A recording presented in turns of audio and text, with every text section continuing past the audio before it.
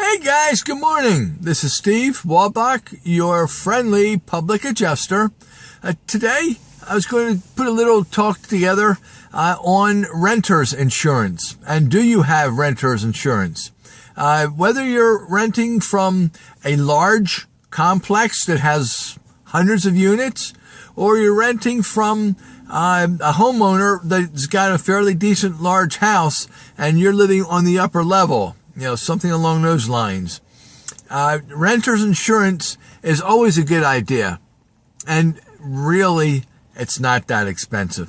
I can't offer any quotes on it. I've spoken to many of insurance agents who would write that policy, and it is not terribly expensive.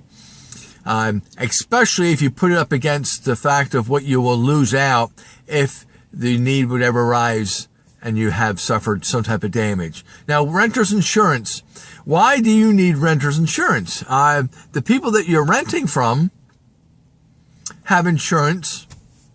And yes, that's true. I would say the majority of people have, and if they don't, boy, that's a bad situation there. But I would like to think everyone that's renting, just from a liability standpoint, if nothing else. But keep in mind, here's the tricky part. Yes, they have insurance. Their insurance is on the property. They may also have loss of income insurance, which would be as a renter that, that's a income producing unit above them. And therefore, when it's not occupied for whatever reason, something happens and now it's not rented because of a situation. It has to meet certain conditions. It's not just because you don't have a renter in there. But if there would be some accident, a peril that took place, and that peril has now forced people to move out of that unit, they cannot live there during the period of time where the negotiating goes back and forth, and then finally the workers come in and they're going to renovate the property to make it habitable again. Inhabitable? It's too early. Anyway, so what does all that mean? The point is the landlord has insurance on that building. Of course, they're living in the bottom section, right? Or it's the big multi-unit thing, or they're living, they're not living there, but if it's a big multi-unit thing, then they are covering still the building and each individual unit contained within that building. But in that specific unit where you are, your personal effects, all your personal belongings are not covered. So what does that mean? Let's say the unit above has water damage, or let's say if you're in a house where they have you're up at the top section there as just a one room efficiency you're renting, and the roof starts to leak.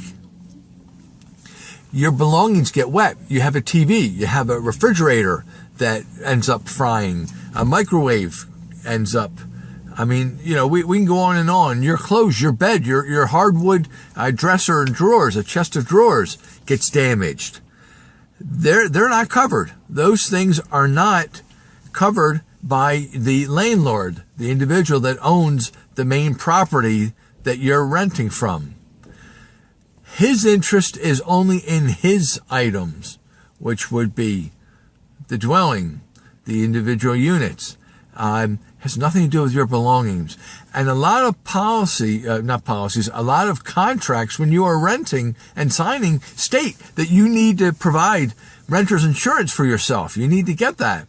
A lot of people don't. Oh, I don't need that. Well, you know what? If something ever happens, I know if. And if. But if it does happen, you're out everything. Rather than paying, and again, I'm not going to throw any numbers out because, then, oh yeah, he said that. No, he said that. But the bottom line is, it's not that expensive for what you have to lose. It's definitely not a smart thing not to have protection, not to to cover yourself for such a loss. So guys, I hope that you've learned something there, that yes, as a renter, you are exposing yourself. Don't think that the guy that you're renting from, oh, he's got insurance, so if something happens, it will be covered. If there's a fire and this whole thing burns down, all your belongings are gone, the insurance company's not paying on your stuff. He'll pay on his things from the unit below, the main first floor, but he's not going to, the insurance company will not pay for that up there. So you're out. So look into it, guys. At least look into it. And if you come up with this is too much, well, then that's a decision you made, but at least you pursued it. So I want to give you some advice. See what it costs and call a couple places. Just don't call one and you get a number and that's it. It is so important to protect yourself there. You'd rather have to start all over in the event something happens because you thought somebody else had you covered. Guys, I hope you liked that. If you did like that, what do I expect from you? I would like you to give me one of these, right? Or give me one of those. That's okay. Give me a like.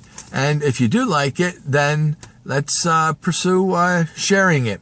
Share this with other folks. If you know someone that's a renter, let them know about this. Tell them, hey, you got to check this out and learn something here. Do you realize that you're gambling here? You might lose everything. And if you would subscribe, I would appreciate that too. Steve Wolbach, your public adjuster. You know what? I just did another video and I didn't give all my information. You can reach me at 610-213-8820 or email me at stevewolbach, WOLBACH, at ymail, which is the letter Y, mail.com. That's how you can reach Steve Wolbach, your friendly public adjuster. Thanks, guys, for listening. Please share it with anybody that you might know. Have yourselves a great day, and God bless.